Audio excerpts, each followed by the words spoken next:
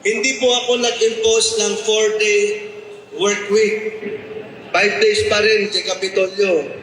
No, aramitin ka 4-day work week at ado iti maawalan ti trabaho. Lalalo dagito'y job orders apo because no work, no pay. Dagito'y transportation sector, makisayad dati may sangaal daw nga panagpasada apo. So, dito di economic ripple effect. Pero siya, inayabak na rin department heads ko na amoyo ang sakripisyo tayo. I-cancel may apo ti Pistay Dayat ti Pangasinan.